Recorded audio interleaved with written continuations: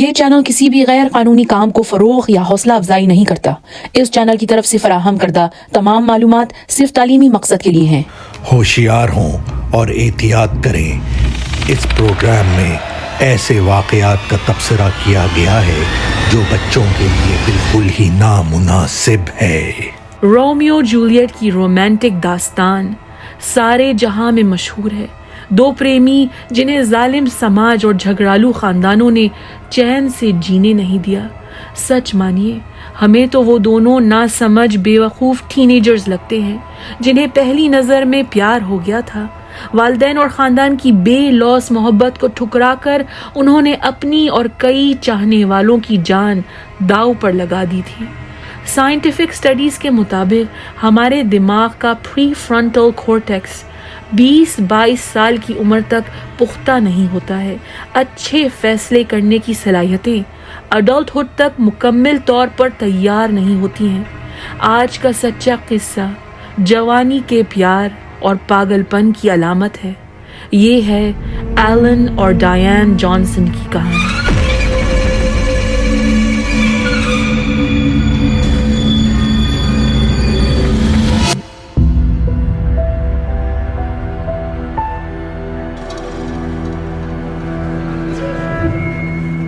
سن 2003 امریکی ریاست آئیڈہو کے شاندار سا ٹوتھ پہاڑوں کے بیچ بیلویو نامی ایک شہر ہے۔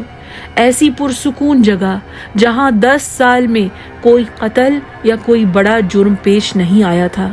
جانسن خاندان اس علاقے میں رہتے ہوئے ایک محفوظ خوشحال زندگی گزار رہا تھا۔ ایلن اور ڈایان جانسن کی شادی کو 20 سال ہو گئے تھے۔ ڈایان عمر 52 سال ٹیکس کلیکٹر کی نوکری کرتی تھی۔ وہ ایک محبت کرنے والی، خوش مزاج، وفادار عورت تھی جسے کھانے پکانے کا بہت شوق تھا۔ ایلن عمر 46 سال لینڈسکیپنگ بزنس کا مالک تھا۔ ہنس مکھ اور محنتی، 6 فٹ 6 انچ لمبا چوڑا، ایماندار اور سالڈ آدمی تھا۔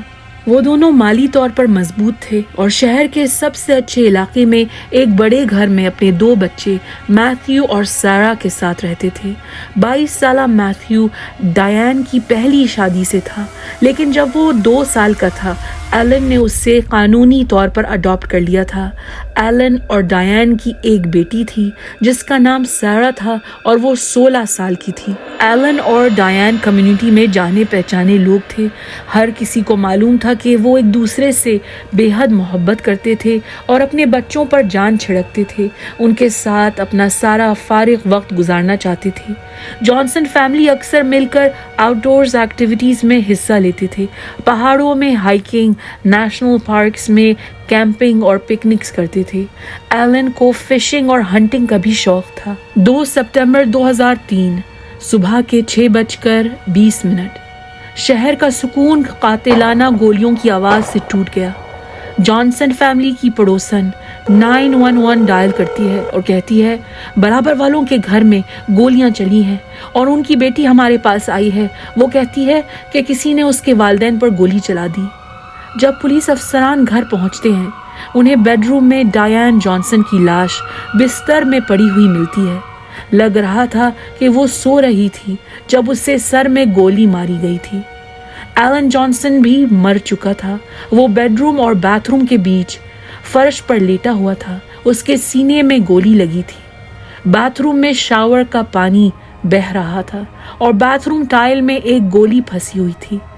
کمرے اور باتھ روم کی دیواروں پر، زمین پر، چھت پر خون کے ریلے ٹپک رہے تھے۔ دونوں وکٹمز کا خون، ڈایان کے بال، دماغ اور کھوپڑی کے باریک ٹکڑے ہر جگہ بکھرے پڑے تھے۔ قتل کا ہتھیار 264 کیلیبر ونچسٹر میگنم رائفل فرش پر چھوڑ دی گئی تھی۔ ایلن اور ڈایان کی بیٹی 16 سالہ سارا ڈیٹیکٹیوز کو بتاتی ہے کہ وہ اپنے بند کمرے میں سو رہی تھی کہ پہلی گولی کی آواز سے وہ چونک کر بیٹھ گئی۔ بھاگتے ہوئے والدین کے کمرے تک گئی، ان کے دروازے پر کھٹکھٹایا۔ دروازہ کھولا ہی تھا کہ ایک اور گولی چلی۔ سارا ڈر کے مارے گھر سے نکل گئی۔ دوڑتے ہوئے پڑوسیوں کے پاس پہنچ کر اس نے پولیس کو فون کروایا۔ سارا نے ڈیٹیکٹیو سے کہا افسوس کہ میں حملہ آور کو دیکھ نہیں سکی۔ डिटेक्टिव्स घर को घेरे में लेते हैं और तफ्तीश शुरू करते हैं। गौर करते हैं कि एलन और डायन के बेड फ्रेम के करीब 2 चाकू रखे गए थे। एक और चाकू मैथ्यू के बिस्तर पर रखा हुआ था। उन दिनों मैथ्यू घर पर नहीं रह रहा था, वो यूनिवर्सिटी ऑफ आइडाहो में पढ़ता था और कत्ल के दिन जॉनसन फैमिली के घर से 450 मील दूर यूनिवर्सिटी कैंपस में रह रहा था। उसका एलिबाई बेहद मजबूत था। घर के दरवाजे और ताले, सारी खिड़कियां सही सलामत थीं। घर में सामान वैसे का वैसा रखा था, कोई चीज चोरी नहीं हुई थी। अक्सर ऐसे मामले में पुलिस अफसरान सोचते हैं कि मुजरिम कोई जाना पहचाना बंदा होगा जिसके पास चाबी होगी या विक्टिम ने खुद घर में दाखिल किया होगा, लेकिन इस केस में ये कोई सबूत नहीं था क्योंकि जॉनसन फैमिली अपने बहुत सारे मोहल्लेदारों की तरह घर के दरवाजे कभी भी लॉक नहीं करते थे। जॉनसन फैमिली की प्रॉपर्टी पर एक गेस्ट हाउस था जो किराए पर चढ़ा हुआ था। पुलिस अफसरान गेस्ट हाउस की तलाशी लेते हैं और बिस्तर पर राइफल की दूरबीन यानी राइफल स्कोप बरामद करते हैं। किराएदार 45 साला इलेक्ट्रिशियन मेल स्पीगल एलन का बचपन का दोस्त था और चंद सालों से गेस्ट हाउस को रेंट कर रहा था। मेल गेस्ट हाउस से क्या पूरे शहर से गायब था क्योंकि राइफल मेल की मलकियत थी।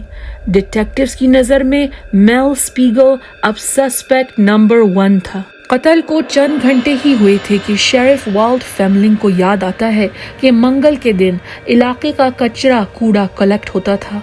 वो मंगल का दिन था। शुक्र है कि शेरिफ फेमलिंग एक डेप्यूटी को भेजकर गार्बेज ट्रक को ऐन वक्त पर जॉनसन फैमिली के गार्बेज कैंस लेने से रोकता है। ये बेहतरीन फैसला था क्योंकि कचरे के एक डब्बे में कुछ बहुत अहम एविडेंस मौजूद थे। गुलाबी बाथरोब, ब्राउन लेदर दस्ताना, लेटेक्स दस्ताना, चंद 25 कैलिबर एम्यूनिशन गोलियां जो राइफल की गोलियों से मुख्तलिफ थी। ऐसा लग रहा था कि कातिल ये चीजें गार्बेज कैन में फेंक कर फरार हो गया था। डिटेक्टिव्स मेल स्पीगल की तलाश में निकलते हैं और उसे 150 मील दूर बोइजी नामी शहर में ढूंढ निकालते हैं। मेल कहता है, मैं तो 4-5 दिन से बोइजी में हूँ, रिश्तेदारों के साथ। उसकी फैमिली उसकी बेगुनाही का सबूत देती है। मेल बताता है कि वो अपनी राइफल अपने कमरे की अलमारी में रखता था। मेल से पूछा जाता है, क्या एलन और डायन का कोई दुश्मन था? मेल फौरन जवाब देता है, ब्रूनो सैंटोस। ब्रूनो सैंटोस कौन था और उसका एलन और डायन जॉनसन से क्या ताल्लुक था? 19 साला ब्रूनो एक मैक्सिकन गैर कानूनी इमिग्रेंट था जिसकी मुलाकात एलन और डायन की बेटी सैरा से वुड रिवर हाई स्कूल में हुई थी और दोनों को प्यार हो गया था। ब्रूनो एक गरीब घराने से ताल्लुक़ रखता था और उसने चंद साल पहले पढ़ाई भी छोड़ दी थी। कहा जा रहा था कि वो एक ख़तरनाक गैंग का मेंबर था, मनशियात ड्रग्स वगैरह बेचता था और इस सिलसिले में उसे जेल भी हुई थी। इसमें कोई शक नहीं कि एलन और डायन बेटी की पसंद से बेहद नाखुश थे और उन्होंने सैरा को बॉयफ्रेंड से मिलने से मना किया। इस बात को लेकर डायन और सैरा के बीच मुसलसल लड़ाई चलती रहती थी। एक वक्त ऐसा भी आया कि वालिदैन ने सैरा से उसकी गाड़ी की चाबियां छीन ली, मगर जवान खून ने माँ बाप की पाबंदियों को नहीं समझा। कत्ल से चंद दिन पहले सैरा ने वालिदैन से किसी सहेली के पास रहने की इजाज़त मांगी। उन्होंने बेटी को जाने दिया, लेकिन जब वो सहेली को फ़ोन करके बेटी का हाल पूछते हैं, सहेली साफ इनकार करती है, कहती है कि रात मेरे पास वो नहीं गुजार रही है। एलन जॉनसन ने ब्रूनो सैंटोस के घर जाकर सैरा को बॉयफ्रेंड से जुदा किया था और ब्रूनो को डराया था, स्टैट्यूटरी रेप की धमकी दी थी। जैसे आप जानते हैं, ब्रूनो 19 साल का था, कानून की नज़र में एक मर्द, अडल्ट, और सैरा अभी 16 साल की थी, नाबालिग थी। तो ये पुलिस के पास स्टैट्यूटरी रेप का केस बन सकता था। नाबालिग लड़की के साथ जिनसी ताल्लुकात कायम करने पर उसे जेल हो सकती थी। मुमकिन था कि उसे मेक्सिको डिपोर्ट किया जा सकता था। पुलिस अफसरान इस बात को जानकर ब्रूनो सैंटोस को गिरफ्तार करते हैं। ब्रूनो अपनी माँ के साथ अपार्टमेंट में रहता था और माँ दावा करती है कि उसका बेटा कत्ल के वक्त घर पर सो रहा था, लेकिन माँ के सिवा ब्रूनो के पास कोई और गवाह नहीं थे। ब्रूनो से उसका डीएनए और फिंगरप्रिंट्स लेते हैं, उसके अपार्टमेंट की तलाशी लेते हैं, उसके हर पैंट और शर्ट पर खून के कोई ज़र्रात ढूंढने के चक्कर में बेशुमार टेस्ट्स करते हैं। अपार्टमेंट से कोई सबूत नहीं मिलता और हैरत की बात थी कि उसका डीएनए और फिंगरप्रिंट्स क्राइम सीन पर मौजूद नहीं थे। ब्रूनो सैंटोस को रिहा कर दिया गया। डिटेक्टिव्स के पास कोई और चारा बाकी नहीं था। उन्होंने एलन और डायन की बेटी सैरा को इन्वेस्टिगेशन का फोकस बनाया। अब तो सैरा के चंद जानने वाले भी उस पर शक करने लगे थे। उसका रवैया माँ बाप की मौत के बाद बहुत अजीब और गैर मामूली था। एलन और डायन के जनाजे पर वो रंजीदा बिल्कुल नजर नहीं आई। हंसते हुए सैरा अपनी दोस्तों से बात कर रही थी। उनके साथ शाम को वॉलीबॉल गेम को देखने का प्लान बना रही थी। खाला और खालू जेम्स और लिंडा वेवॉल ने गौर किया कि जब भी कोई सैरा के सामने एलन और डायन को याद करता, अफसोस करता, सैरा अक्सर अपनी आंखें हकारत से फेर लेती। सैरा की दोस्तों ने देखा कि वो वालिदैन के बारे में बात करने के बजाय अपने हेयर कट, पेडिक्योर, मैनिक्योर के अपॉइंटमेंट्स का जिक्र करती। ये सच है कि हर शख्स मुख्तलिफ अंदाज में अपने दुख से निमटता है। अपनी फीलिंग्स, जज्बात जाहिर ना करने का मतलब ये नहीं होता है कि वो शख्स ही कातिल है। लेकिन काउंटी शेरिफ वाल्ट फेमलिंग ने खुद नोट किया था, जब एलन और डायन की लाशें घर से निकाली जा रही थी, सैरा घर की फेंस पर टांगे लटकाकर आराम से बैठी हुई थी। शेरिफ ने उस वक्त अपने एक डेप्यूटी से कहा था, आम 16 साल लड़की अगर अपने वालिदैन को फोरेंसिक बॉडी बैग्स में मुर्दा देखे तो वो कैसे रिएक्ट करेगी? वो रोएगी, चिल्लाएगी या कहीं छुपकर सहमी हुई बैठी होगी? इस तरह तमाशाई नहीं बनेगी। लड़की पर नजर रखो। डिटेक्टिव सारा का डीएनए और फिंगरप्रिंट्स लेते हैं और फोरेंसिक लेबोरेटरी भेज देते हैं। जॉनसन फैमिली के रिश्तेदारों से डिटेक्टिव्स को पता चलता है कि सारा के पास गेस्ट हाउस की चाबियां थी। मेल स्पीगल सारा से हर हफ्ते गेस्ट हाउस साफ करवाता था और बदले में सारा को जेब खर्च के पैसे मिलते थे। ये वाज़ेह था कि सफाई करते हुए वो जानती थी कि मेल की राइफल अलमारी में रखी होती थी। जब सारा को इब्तिदाई तौर पर पूछगछ की गई तो उसकी कहानी बदलती गई। शुरू में सारा ने कहा था कि उसके कमरे का दरवाज़ा बंद था जब पहली गोली चली थी, लेकिन सारा के कमरे की दीवारों पर डायन के बारीक माइक्रोस्कोपिक खून के कतरे थे। अगर उसका कमरा बंद था और वालिदैन का कमरा भी बंद था तो ये खून उड़कर सारा के कमरे में कैसे आया? डिटेक्टिव्स जानते थे कि इस सबूत की वजाहत दिफाई वकील, डिफेंस लॉयर्स आसानी से कर सकेंगे। कहेंगे बच्ची स्ट्रेस की वजह से बुखलाई हुई थी, दरवाज़ा खुला था या बंद था, बेख्याली में उसने ये बयान दिया था, क्या फ़र्क पड़ता है? और तो और कत्ल के फौरन बाद पुलिस अफसरान ने देखा था कि सारा के कपड़ों पर, उसके चेहरे और बालों पर कोई खून के छींटे नहीं थे। फिर भी फोरेंसिक टीम ने उसके कपड़े मजीद टेस्टिंग के लिए मांग लिए थे। उसकी टी शर्ट, पिजामा और मोज़ों का हर एक इंच लूमिनॉल से स्प्रे किया जाता है। लूमिनॉल एक केमिकल है जो खून के हीमोग्लोबिन से रिएक्ट करता है और नीली चमक पैदा करता है। सारा के कपड़ों पर कोई खून नहीं मिला। अगर आपको याद होगा, गार्बेज कैन से चंद चीजें बरामद हुई थी। रिश्तेदार बताते हैं कि गुलाबी बाथरोब सारा का था। फोरेंसिक एक्सपर्ट्स दरियाफ्त करते हैं कि बाथरोब के सामने के हिस्से पर कोई खून नहीं था, लेकिन पीठ के साइड पर खून के छींटे थे। डीएनए के जरिए वाज़ेह हुआ कि खून एलन और डायन का था। लेदर और लेटेक्स दस्ताने को टेस्ट किया जाता है और उसके अंदर सारा का डीएनए, उसकी जिल्द के ज़र्रात और पसीना मिलता है। लेदर के दस्ताने पर गन शॉट रेजिड्यू मिलता है। रही बात सारा के बालों की, उसके बालों पर खून क्यों नहीं था? डिटेक्टिव्स टॉयलेट की प्लम्बिंग खुलवाते हैं, उसमें एक शावर कैप मिलता है। 30 अक्टूबर 2003 सारा जॉनसन को गिरफ्तार किया जाता है। फरवरी 2005 उसका मुकदमा शुरू होता है। प्रोसिक्यूटर जिम थॉमस का कहना था कि सारा अपने बॉयफ्रेंड ब्रूनो सैंटोस को वालिदैन के कहने पर छोड़ना हरगिज नहीं चाहती थी। सारा जानती थी कि वालिदैन एक तगड़ी लाइफ इंश्योरेंस पॉलिसी के मालिक थे। उनकी मौत पर उनके बच्चों को घर, बैंक अकाउंट और बिजनेस के अलावा 6,80,000 अमेरिकन डॉलर्स इंश्योरेंस से मिलने वाले थे।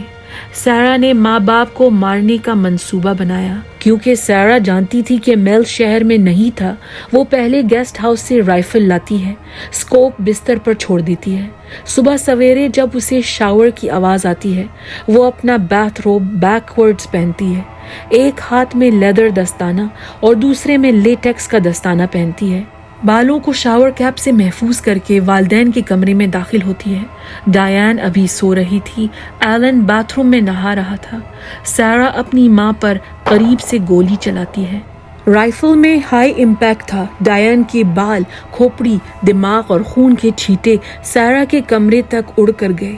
गोली के शोर से एलन शावर से भागता हुआ निकला। सारा ने बाप के सीने पर गोली चला दी।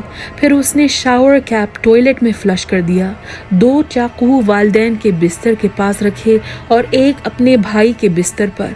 प्रोसिक्यूटर का कहना था कि ये सारा की कोशिश थी ड्रग गैंग्स पर इल्ज़ाम ढकेलने की। अक्सर गैंग मेंबर्स कत्ल के बाद सिग्नेचर के तौर पर चाकू बिस्तर के सिराने छोड़ जाते हैं। सारा ने फिर गुलाबी बाथरोब और दस्ताने गार्बेज कैन में डाल दिए, ये सोच कर के ये तो गार्बेज ट्रक कुछ मिनट बाद ले जाएगा। आखिर में वो रोती धोती हुई हमले की इत्तला देने पड़ोसियों के पास चली गई। प्रोसिक्यूटर ने जज और जूरी के सामने ब्रूनो सैंटोस को पेश किया। ब्रूनो अपनी गर्लफ्रेंड के खिलाफ बयान देता है, कहता है कि बार बार सारा ने उससे कहा था, मैं मॉम एंड डैड से नफरत करती हूँ, अगर वो मर जाते हैं कितना अच्छा होगा, इस बड़े घर में हम दोनों राज करेंगे। प्रोसिक्यूटर का कहना था कि सारा ट्रू क्राइम मिस्ट्री शोज और नॉवेल्स की शौकीन थी। वो एविडेंस और फोरेंसिक साइंस के बारे में जानती थी। डिटेक्टिव्स आमतौर पर क्राइम सीन्स पर किन चीज़ों पर गौर करते हैं। 16 मार्च 2005 एडा काउंटी कोर्ट में सारा जॉनसन को वालिदैन के फर्स्ट डिग्री कत्ल का मुजरिम करार दिया गया। उसे पैरोल की शर्त के बगैर 2 उम्र कैद की सज़ा दी गई। सारा जॉनसन पोकाटेलो वुमेन्स करेक्शनल सेंटर में अपनी सज़ा काट रही है। दोस्तों, ये थी एलन और डायन जॉनसन की कहानी। हमारे चैनल को सपोर्ट करिए और महफूज रहिए। अगर आपको ये वीडियो पसंद आई है तो लाइक, शेयर और सब्सक्राइब करना भूलिएगा मत, वरना